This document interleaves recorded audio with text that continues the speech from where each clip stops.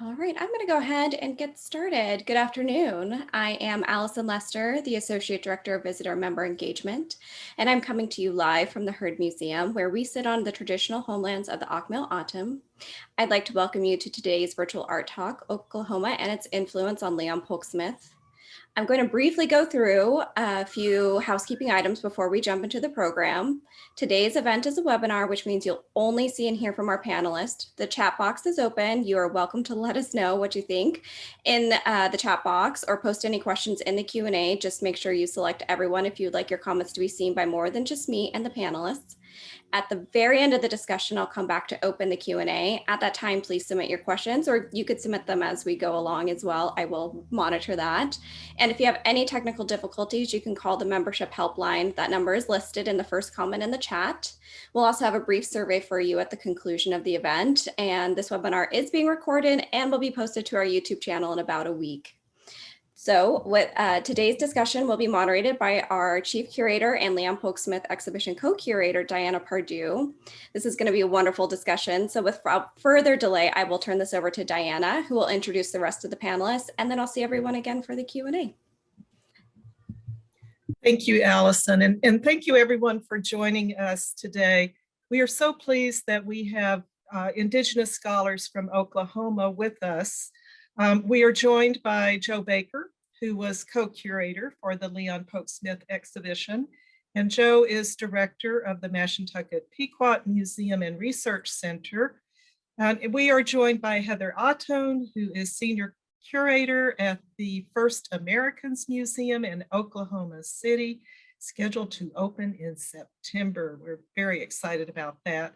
Unfortunately, Dwana McKay could not join us, but Joe and Heather are so knowledgeable, and we're so grateful for their participation. Welcome, Joe, and please tell us about yourself. Hello, Phoenix. It's so great to be on the screen.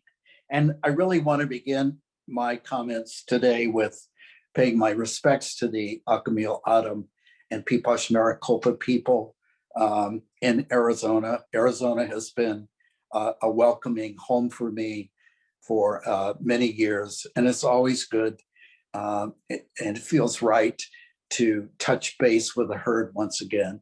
And I'm delighted to share today's conversation with a fellow Oklahoma Indian, Heather Ahtone, and we're going to talk your legs off. I could promise you that, because we're going to talk about Oklahoma, which is close and dear to our hearts, because it is, after all, the place that has shaped us and informed us and gives us direction and spirit for the future. I'm actually in Connecticut, just outside the territory of the Mashantucket Pequot, Eastern Pequot, Mohegan, Scotticoke, Golden Hill Pagosset, Nipmuc, and Lenape people. I'm on the eastern bank of the Connecticut River. And just a month ago, I learned that across the river on the western bank, there was a Lenape village. So for me, on a personal level, this is the first time I've lived as close to my ancestral land as I've never been this close. So it's given me great pleasure. It's caused me to reflect and think upon those times and places where as children we are shaped. And that's what I want to share with you today. Thank you, Joe. And Heather, welcome. And please tell us something about yourself. Well, thank you. Thank you to Megan for running all the technical things, and Allison Lester for hosting us today, and Diana Pardue, whose magical hands make so many beautiful things happen. And I am very honored to be sharing the conversation with Joe Baker, who is someone who I have had a great deal of respect for a very long time. And I'm grateful to all the leadership that he brings to Indigenous curating and the hand that he has helped to mold the path many of us follow on As stated, my name is Heather Ahtone. I'm a citizen of the Chickasaw Nation, and I'm descended from a long line of beautiful Choctaw women. I'm speaking to you today from Oklahoma City at First Americans Museum. We will be opening September 18th this fall, and I welcome all of you to make your travel plans and join us here. It'll be a beautiful opening weekend, and we are really looking forward to sharing the story of our 39 tribes in Oklahoma and how our history is American history. Our history is part of what makes a critically and vital community happen here in ways that many times people have no idea. Our museum site is located just downriver from historic Wichita community village sites. I live in Norman, Oklahoma, which is just across the river from the Chickasaw Reservation, a space upon which my ancestors laid a foundation for our survival. And it is through their diligent care and hard work, their faithfulness to the gifts given to us by our Creator, that I'm able to be here today with this work in hand. And it is the strength gifted to me by my ancestors that I ambition to create space for Indigenous American cultures and philosophies and art within museum spaces. Joe's right. We've been thinking about and talking about Oklahoma in relationship to the Leon Polk Smith exhibition for quite some time. And I'll be honest, there's quite a bit of anticipation for the conversation today. I am thinking about, the relationships that we have as cultural people to a particular landscape. There are some times that in the, sort of American, the myth of the melting pot, that we're all the same and we can all go anywhere. But the truth is our cultures have distinct relationships to the places that we live. And that's not just Indigenous cultures, that's all cultures and all people, that as they establish a homeland, they establish memories, that those things are informed by the local elements. And, I have some thoughts to think through about that. As far as Oklahoma, as many of you know, is known for severe weather. And in fact, my kids who are in their 20s often bemoan the fact that the only time Oklahoma shows up in the news tends to be when there's some kind of traumatic event related to either something happening with the weather or otherwise like that. But the landscape, the air, the light, these are things that are really critical to our experience here and to our survival as humans within the space. One has to come into some balance and some reckoning with how one will survive in that. When I was preparing the essay that I wrote and I was reading the interviews with Leon Polk Smith, it always sort of startled me. He would be asked, for instance, oh, what kind of art could come out of Oklahoma? And you could hear in his, the scoff of his response is, what a ridiculous statement. But I think those thoughts persist. I think there continues to be a dismissal of this space as being one that fosters creativity. And living here now in the 21st century, which is, some period past when Leon Polk Smith was here, I can attest to the fact that we have an incredibly vital arts community, not just Native arts community, but statewide arts community. And there are so many good things happening here that are, they're exciting, but everybody's so busy looking at the coasts. They're not really looking at the other places where there are things going on.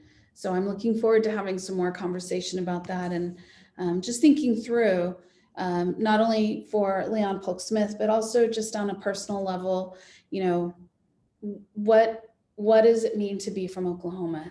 So thank you for the opportunity to join you today. And that's all I have to say at this moment. Thank you, Heather. Joe, we'd like to start with you, if possible. How did growing up in Oklahoma shape you? Well, I'm thinking about the essay, which is included in the publication Leon Polk Smith, Hiding in Plain Sight, where I state that Indian Territory was a place of creativity, lawlessness, and invention. And I think those three factors shaped that historic period of time, but they also shaped future generations of Native people who grew up in that particular atmosphere, in that particular environment. And if we have to remember that Indian Territory was a place of great diversity. There were over 60 tribal nations that were relocated to this area, while the United States government figured out what we do, how do we deal with the Indian problem? Well, what are we going to do with these people? And it is in that place and that space that people had to reinvent their lives. They had to take care of their families, and they had to move forward into the future. And I think that, you know, that kind of energy and that catalyst is the making of creativity, because, you know, there's so many things that have to be figured out in order for one to survive and to thrive. Mm-hmm. And I would offer that Oklahoma has become that kind of space, not only historically, but in current times as well. I think, and I wonder if it's possible, Megan, to go to the continental map image that I have. And I think this will help some of our attendees have a sense of the kind of diversity that exists in Oklahoma. Joe, is it okay if I talk about that for a few minutes? Let's go to that map. You love those maps. I do. I'm a mapper. Cartography is I'm sorry, it is a passion. Look at, yeah. Informs my conversation and a lot of levels. So, you know, so let me give a really brief history of Oklahoma and the diversity that exists in this space. So we have tribes that come from the Pacific, the Modoc, or actually Coast Salish community. And we have the Delaware, that, you know, Joe's community, that the Lenape, that were along that northeast coast, the Atlantic. So we have people from the Pacific, we have people from the Atlantic, and in everything in between. We have people from the Gulf Coast to the Great Lakes. And Joe's absolutely correct. There were 67 tribes that were forcibly removed into the Indian territories with the signing of the 1830 Indian Removal Act. And the Indian Territory was a concept that goes all the way back to Thomas Jefferson. Really wanted to think about, if we could move the Indians out of the way, what a great nation that we could build. So it's really the foundation of the United States is really has a cornerstone that involves the forced relocation of Indians and land grabs that throughout the history of the United States have happened to the tune of 90 billion acres that have been taken by the United States from Native Americans. And with the purchase of the Louisiana Purchase that happens, this land west of the Mississippi becomes available to the United States to decide what to do with it. And the federal government, the leaders in charge, start identifying a space, and that space becomes Indian Territory, which is half of what is the state of Oklahoma. And the tribes are really already getting pushed out. The Delaware move into the Shawnee area. The Shawnee start moving over into the Ohio River Valley. You start getting the Degi Sioux community shoved out. And so these communities, even prior to the United States, are already getting pushed out of land that was part of their ancestral territories. And by 1830, the United States is ready to take significantly more and start moving by force, by threat of death, whole communities away from their lands, and relocate them into Oklahoma. 67 tribes get removed into Oklahoma. Over the course of the history of the 19th century, only 39 by the end of the 19th century remain in Oklahoma. And some of them actually returned to their ancestral homelands, or at least regions. For instance, the Nez Perce were actually removed into Oklahoma, and then were given a pass to return back to their ancestral homeland, which they weren't. They were actually relocated from Oklahoma to the Colville community in Washington, and land that was adjacent to the Colville Reservation. And so The movement of tribes through this space is just incredibly fluid, and as they're coming into lands that are assigned, sometimes many of the tribes actually are buying the land in Indian Territory to maintain their sovereignty, to maintain their independence. And as they're coming in, being placed in adjacency with tribes with whom they have never had any historical relationship, and yet now suddenly share a national boundary. Of the 39 tribes at statehood in 1907 that are located in Oklahoma, I'd like to give you a comparison that we use in the museum. There are 44 nations in Europe, and those 44 nations, if they were compressed in a comparable manner, would have to be relocated only onto the island of Great Britain, not the whole of the UK, but just the island of Great Britain. And so what happened here in North America was that these tribes were placed into a landmass that was equal to that size and had to form new relationships, extend and build diplomatic alliances and political, you can only imagine the political mess that it set up. When Indian Territory was not big enough to hold all the tribes that were being relocated, the US established Oklahoma Territory, and that's the western half of the state. And so there were the Cheyenne Arapaho, Fort Sill Apache, the Apache tribe, the Comanche tribe, and were located there. In order to make this space available, they actually relocated the historic ancestral communities of the Wichita, the Caddo communities, and there are four tribes that are four distinct cultural groups that are encompassed within what is now the Wichita affiliated tribes. And those tribes were basically relocated to Louisiana and Texas for all the tribes to come in, and then brought back into a significantly smaller land holdings. So at 1907, when the state is when it's becoming the state of Oklahoma, and I am very much glossing over the whole allotment process whereby these tribal lands were then allotted to individuals, and there was another land grab for lands that suddenly became unassigned, although they had been stolen from the tribes, that you have settlers coming into the state. This is the environment into which literally Leon Polk Smith is being born, is that you have these congested political sites, you have highly contested national boundaries by which the plains tribes, which are accustomed to being able to hunt and follow the migratory animals through the space, are now coming into the space actually of the Chickasaw, who were just the farther east of Indian Territory. And there were so many pushes and pulls that the Chickasaw actually end up purchasing some land that the Choctaw made available to them in order to relocate many of their community members into a southeastern location, trying to preserve and protect their capacity to be able to be self-sustaining and not need to have more US cavalry coming in to defend those national boundaries. As an example, all of this cultural congestion one might think of, there are 12 language families that are represented by these 39 tribes. There are only 3 language families in Europe. And so we have more languages spoken in Oklahoma than all of Europe combined. And I think that this is such a complex cultural environment that there's no way that anybody, settler or indigenous, is not being informed by mutually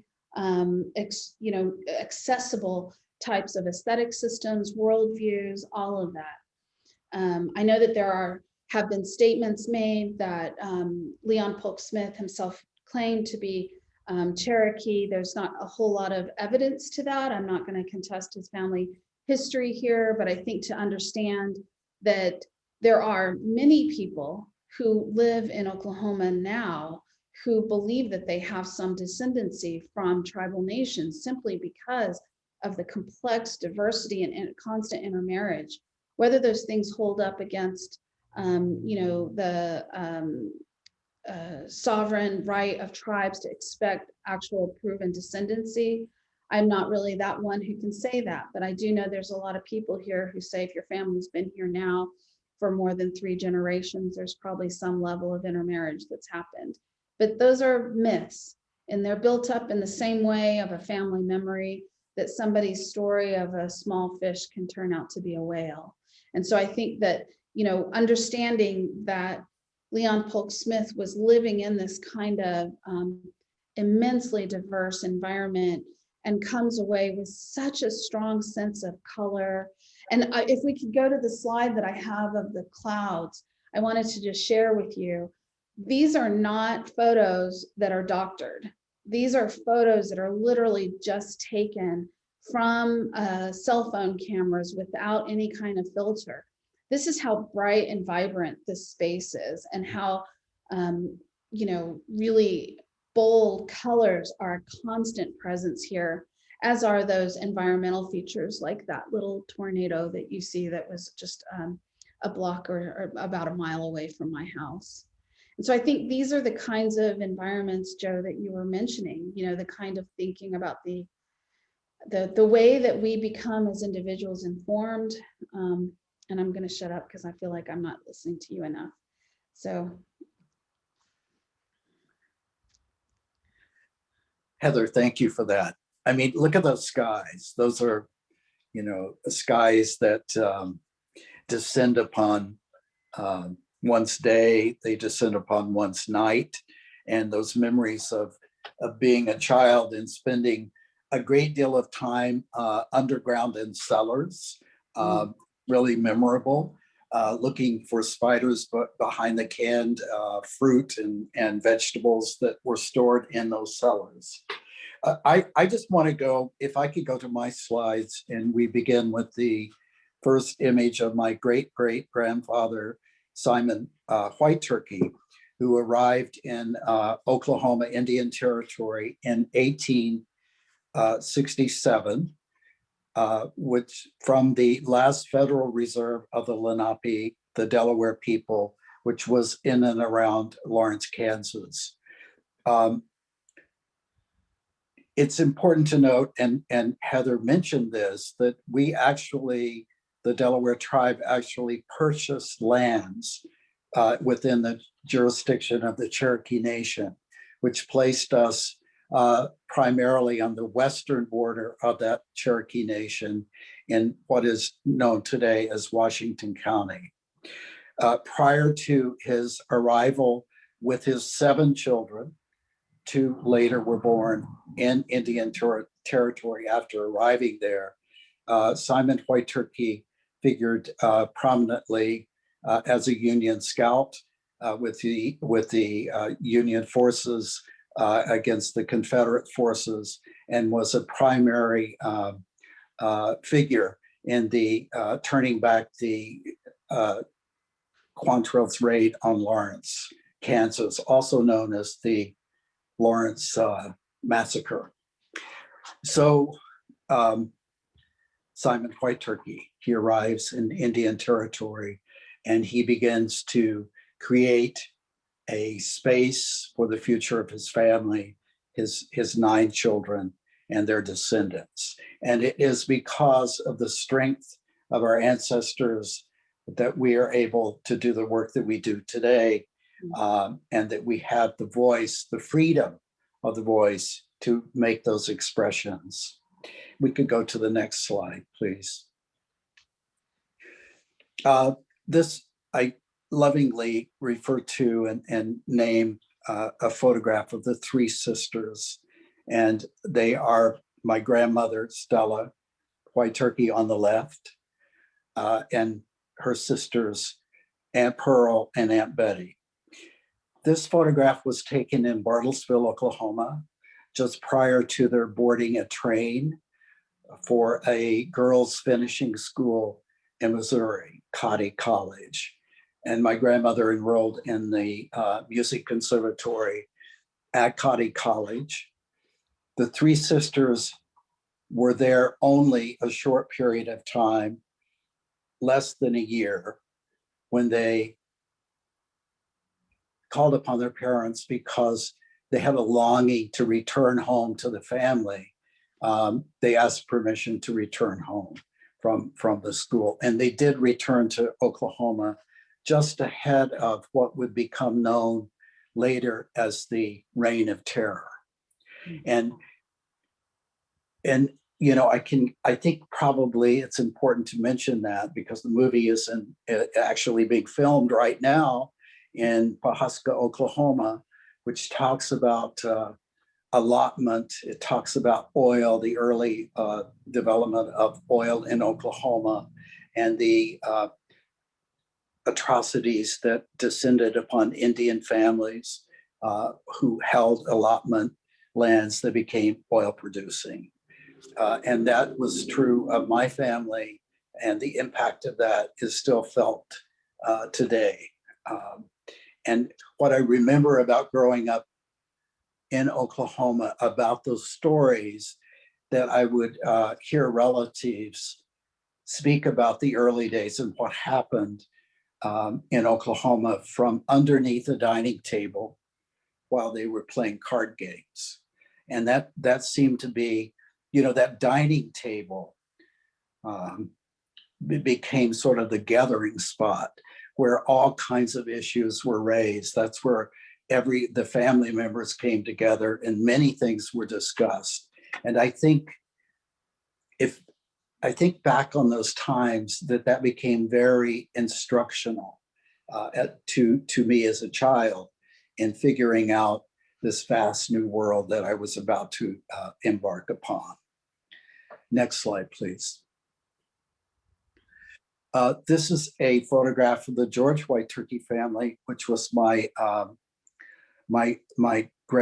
great grandmother's brother, and it is typical of many of the Oklahoma Indian families of that period in time. And there's a direct reference here to Phoenix, Arizona, and that is the young lady on the right who is seated. That figure is Jeanette White Turkey, who is the mother of Maxine Rogers. And many of you at the herd will remember Maxine because she was an important informant of the boarding school exhibit. She was a member of the Native American Seniors Association that met regularly at the herd. And she, in fact, left Oklahoma in the 1930s and relocated to Phoenix, Arizona, and later became a professional dorm mother at the Phoenix Indian School. So there's a whole line of White Turkey descendants that has a long history of association in Phoenix. And I mention that because I remember in my conversations regarding Leon Polk Smith, there was some questions raised about, well, how could this person of Indian descent who was born and raised in Oklahoma in this small town find himself in New York, find himself on the East Coast attending Columbia University? And I've sort of always taken aback by that because that was not my understanding of who we were as people growing up in Oklahoma. We could find ourselves anywhere. We had that creative spirit, and we had that determination that whatever we sought to achieve, we were going to be able to do that because we had this vast community and family behind us. Next, please. This is a photograph of my mentor, Nora Thompson Dean, who I think of every day in the work that I do today. And this photograph was taken at the Fall Leaf dance grounds, which are still the home place of our Delaware powwow, which is in now its 56th year. And this is a really old time powwow in that it's families have camps, and it's a 3-day encampment where people live and eat and socialize and dance, and it goes on for a period of 3 days. So it's not the big exposition powwow, it's really a family community gathering. And Nora Thompson Dean was a constant in my childhood. And what I remember most about her is that she began in the 1950s, 60s, 70s, during that period of time, return trips to the Northeast, to Lenape, the ancestral land. And she would come back to Oklahoma and tell me about how specifically she felt as an Indian woman to be standing on the ancestral land, where she could hear and see and feel the ancestors in the water and in the trees and in the sky. And that has inspired my work, and really was the catalyst for the creation of Lenape Center, which was created here in Manhattan in 2009 to continue Lenape Hoking, to continue Lenape presence in our ancestral land. And so those things, important points that I want to make, and I think we can make those parallels and connections to Leon Polk Smith, is that intergenerational connection, the importance of family, and really the importance of place, how place holds us, shapes us, and informs us today. Heather. That's so beautiful. And if you wanted to go ahead and go to the slide with all the women in my family, I'm just going to follow on the precedent that Joe has laid with his family photos. And these are the women of my family back 3 generations. And in the top left corner, you actually see women in my family. My grandmother is a 19-year-old, is the actually quite pregnant one on the right, second from the right, who is carrying my mother in that photo in her belly.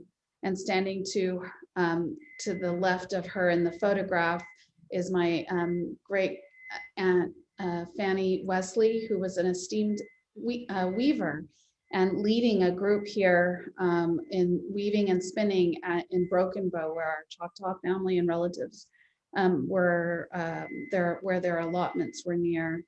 And below that photo is a photo of my grandmother, and then you'll see a 1960s 68 era photo of me sitting in my mother's lap right after I was born, and then my daughters, my nieces and nephews, and I would be remiss not to include in the very bottom center a photo of my daughter with my mother-in-law, who, while not being from Oklahoma, is still one of the women who informs me in my world, and I'm very grateful for my Navajo husband and his relatives in helping us to make those connections across the continent.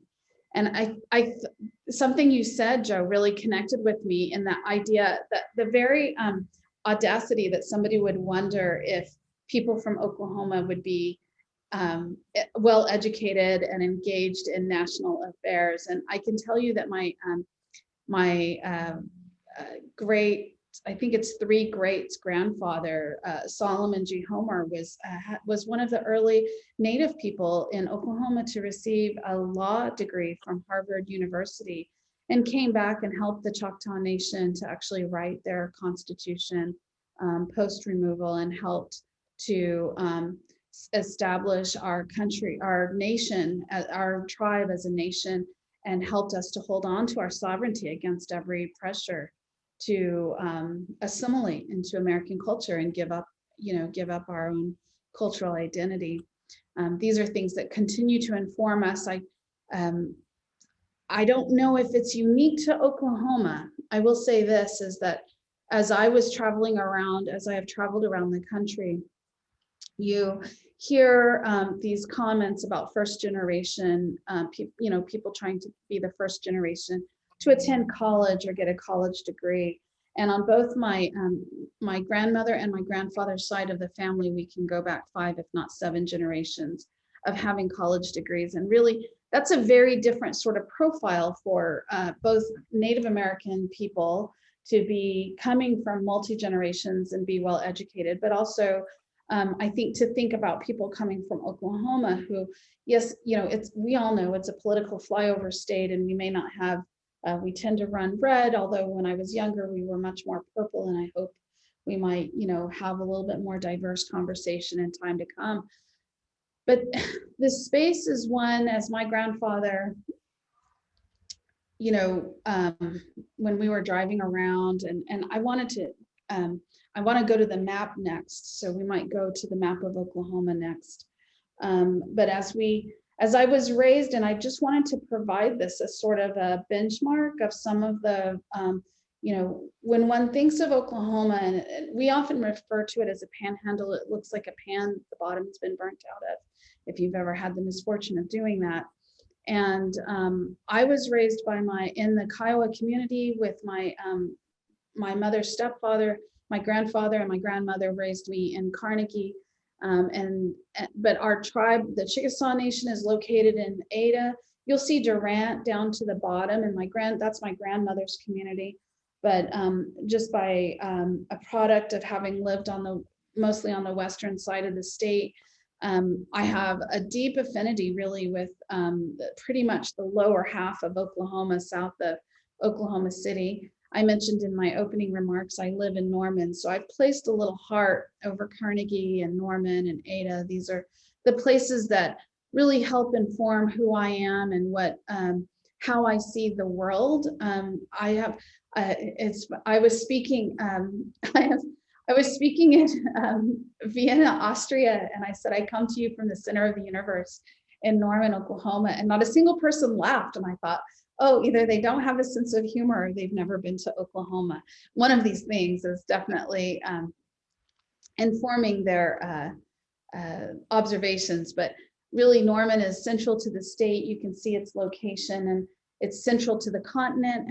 I've traveled the continent, but always coming back to this landscape, and coming back here is where I feel home, both in the sense that this is where my cultural community is. This is where the landscape here, I think, is really, there's a wide open landscape and view, and the vantage points here, that the sky is always, as much as you want to allow it, something that really provides a lens of both color, as I illustrated before, but also just a sense of lightness and the qualities that are here. And Joe, you were talking about looking for the spiders in the cupboards. And I also, the other thing that I really think of, and it's not that it only happens here, and I don't mean to infer that, but the hot summer days when we're at dances and we're camped out for days at a time, and in the evening time, that there's that chorus and symphony of the cicadas where they're out of rhythm and it just feels like pure chaos.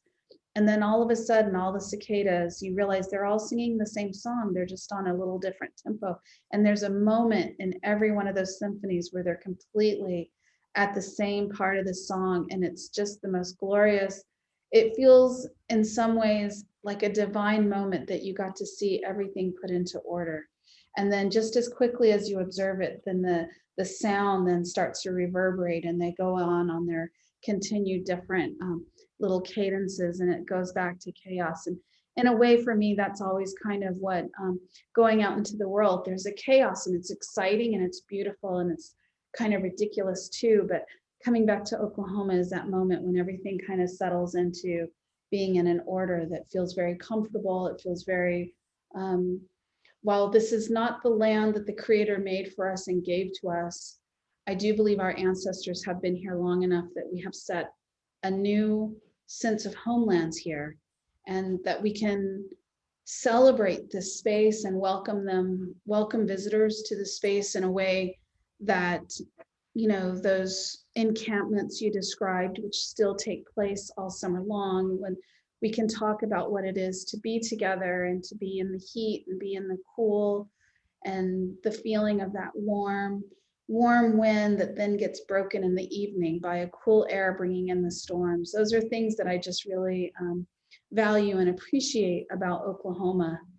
And just to make one final comment on here, one of the things that I found critical when I was thinking about Leon Polk Smith, whose paintings I've admired for quite some time and really appreciated the geometry, is that his footprint and his path often intersect spaces with which I have had a personal experience with. And so while you're looking at Carnegie and Norman and Ada here marked with the little hearts, which I realize that's very probably too sweet for the audience, but you'll forgive me. But I did want to place for you a star to kind of acknowledge where Chickasaw is, which is where Leon Polk Smith grew up. And he did go to East Central University, which was, I forget what it was called at the time, the teaching college or something. What was it called? The normal school? Do you remember?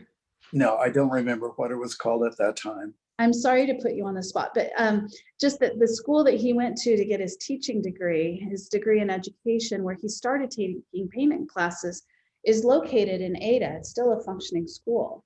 And so as I was looking at one of the things that, I've just admired the way he thinks about spaces, how he abstracted the relationship of time, place and form into, or space, time and form into those geometric assemblages that he was so very clever in doing, that I really could see when he was assigning these names to them. I'm like, I know these places. Like, I don't just know them in reference, I know them.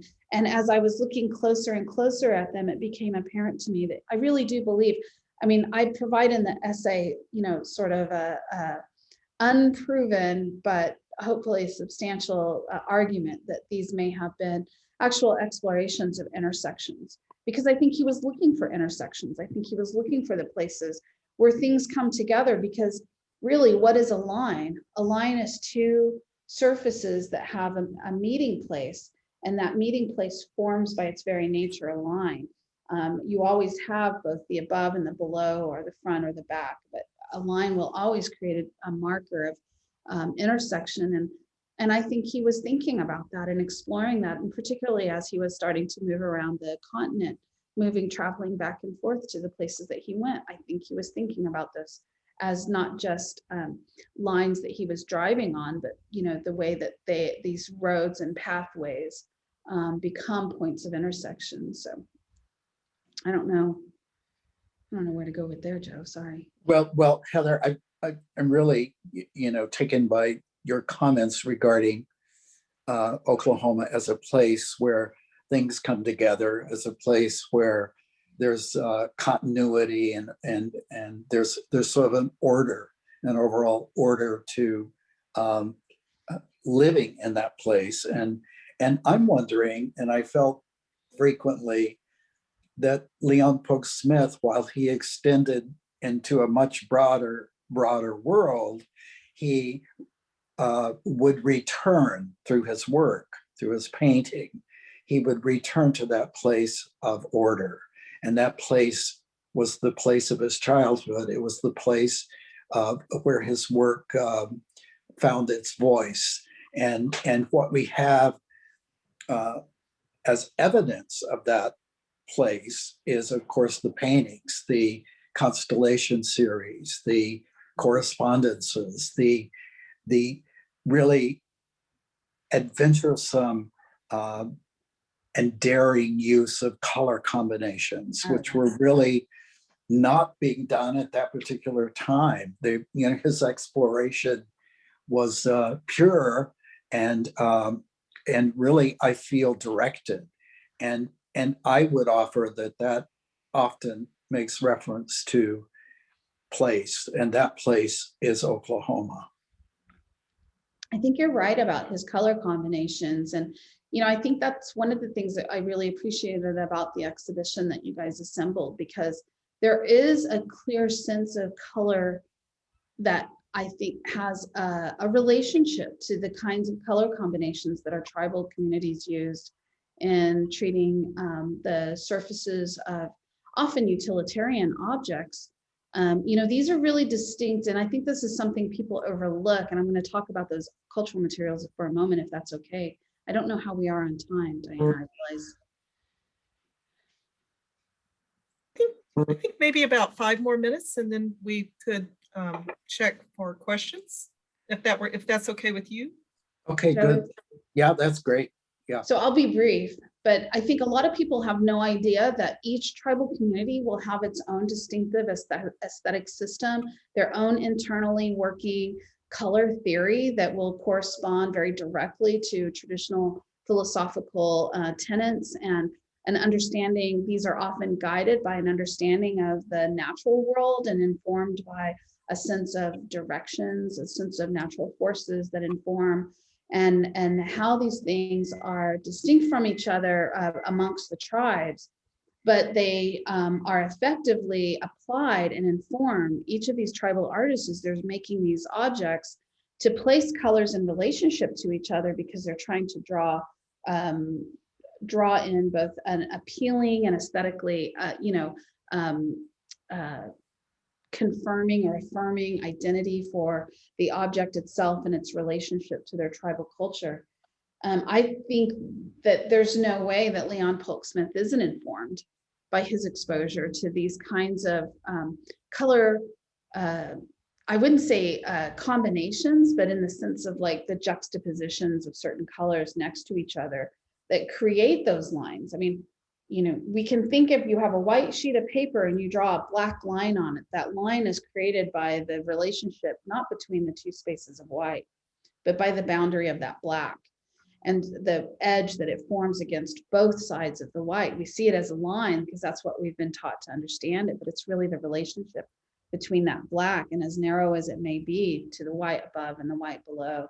And so to combine, in his early paintings, really, it seems to me like in his very earliest paintings, he's working with a palette that seems very, to me, informed by sort of the traditions of painting. And I don't know where he would have been exposed to that, but I certainly expect he was in some way, shape, or manner, even if it's just by the nature of the textiles he might have seen at the, at a store or whatever. But definitely as he reduces his palette to the very simplest colors and then like comes back out and starts to embrace like brighter and more dynamic colors. I think all of that is really fascinating, but it seems to me in some way related to those aesthetics that he must have been exposed to here. I would agree. And I think the native aesthetics that you refer to, Heather, are very much directed by abstraction. Mm-hmm. And I think oftentimes I heard that people respond to, well, his work is abstract, therefore it can't be native, because I think we're conditioned in terms of painting, perhaps, to think that native art follows a very figurative history, but that's not necessarily true. And when you dig deep into the native aesthetic, you're going to find those abstract rhythms and patterns and narratives very much at the forefront of one's creative practice. So I think, again, circling back, that brings one back to Oklahoma, and it brings his studio practice back home to, Chickasaw, back home to Ada, back home to his community that he grew up in. Diana, have we talked too much? Oh, it's been wonderful. Thank you both. And Joe, I keep thinking of a quote that you selected for the exhibition, and in brief, not in its entirety, Leon Polk Smith said, "I owe everything to Oklahoma." And I think we got a good sense of that today from the all that both of you shared. I think we'll now go to Allison to see if there are any questions from those who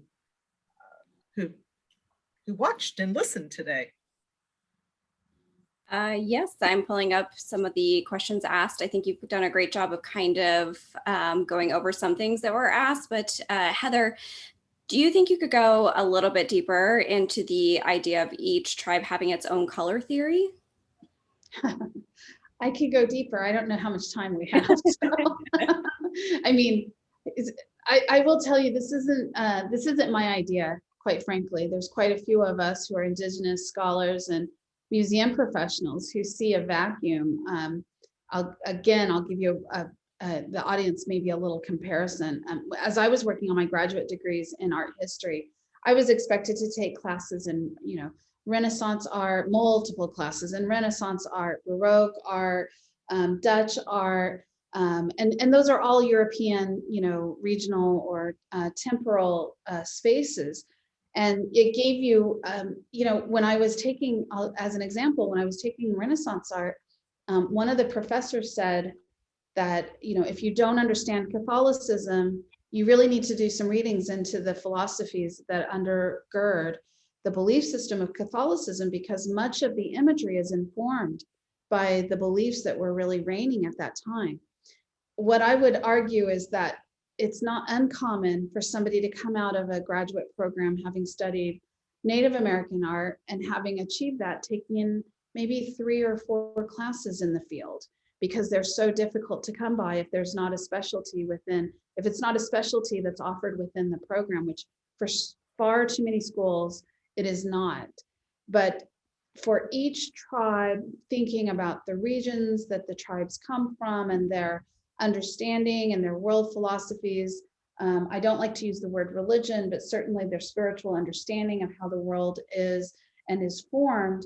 You have, the natural forces of the wind that often inform that the certain balance and order is informed by numbers of 4, 3, or 7, depending on the tribe. Those are not universal. I don't want to imply some universality of this, but that certain tribes will have things that they prefer them to. For instance, I'm thinking about certain ribbon patterns that often will be quadrilateral, which means that there's a horizon line that often is a philosophical reference to the sky and the earth and the balance between these two, that informs the order that these designs are then integrated to. But that even within that, there will be an intersecting perpendicular line around which the design will also be mirrored, not just above and below with the earth and the sky, but also north and south or east and west, depending on how you're looking at it, that thinks about the order that things move across in that. And here's the thing, these are concepts that our tribal artists are aware of, they're familiar with, but this information is very rarely documented where somebody could actually take a course in it. And I think that partially that is because in order to really understand how these aesthetic systems work, one really would have to go through a lifetime of initiation through ceremony to fully understand the semiotic systems that tribes have employed in order to, because our visual documents, our art, the materials that we have made for centuries is the place where we have been able to document our knowledge, our science, our philosophy, our social systems. These things are all encoded into these design and aesthetic systems.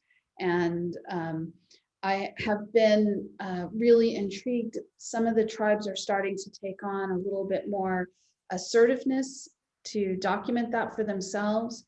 So I guess I feel like I'm answering that question. I realize too that this is a very abstract answer, but I think that it is the best thing that I can offer without a master's graduate seminar in any one tribe, and then that can't necessarily be assumed to work for any other tribe. That would just be that system, that cultural system that would apply to. But there is an untapped world of art history that, as more Indigenous scholars and curators start to move forward and bring these kinds of worldviews into play, I do think that there is. I don't see an end to how interesting it will be to share this with communities outside of our own. Joe, would you add anything to that? Well, I think to underscore your comments, the lack of scholarship, the lack of the value and recognition of Native thought and Native practice and Native philosophy, is very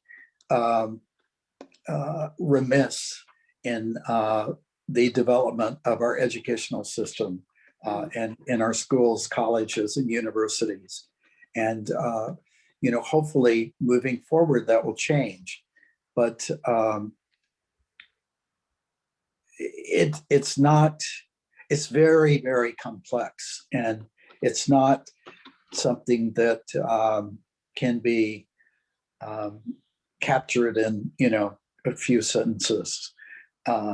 It's really a lifetime, as you say, of study and experience. Well, if And you the diversity is great. There are no two common answers. I was just going to say, if you build that course, I will sign up for it right away. That sounds, I mean, I kind of miss my master's courses in art history, also being a student as well. And just, yeah, I can see that we just kind of, reached like the very tip of the iceberg there in the subject matter. So, and just real quick, I do have another question that kind of relates to color relationships and color theory, and just asking about if Leon Polk Smith and Joseph Albers discussed color relationships or had any influence with each other. Joe, maybe you. Well, I'm sure that Leon Polk Smith, in his studies, in his formal studies at the university in the arts, was exposed to Albers' theory of color. And I think he took from that, what he found valuable. But I would say that I believe, at least, his color system is much, his color theory is much more informed by the community from which he comes. So with that, I'll kind of ask one more question. I know you mentioned a lot of the work in our exhibition that really references the land and, all the things that he saw on our, as our members go back through the exhibition, what are some pieces they can look out specifically? Can you call out anything specifically that they would see that really directly references what we've discussed today? Well, I would encourage people to take a second look at the painting Oklahoma Territory, because I think it really, in my way of thinking, describes the allotment system.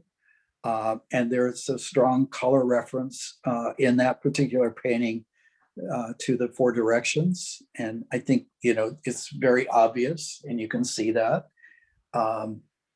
And then just just explore, be looking for those connections when you think in terms of what the Oklahoma landscape and skyscape might be. And I think, those things will present themselves to you.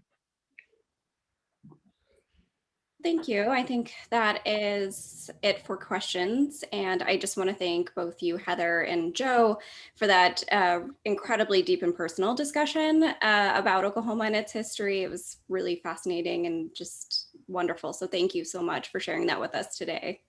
Thank you. Thanks for having us. A great pleasure to be with you this afternoon. Thank you so much. Oh, thank you. Thank you both. Bye. Bye-bye. All right. Thank you, everyone. We'll see you on the next event.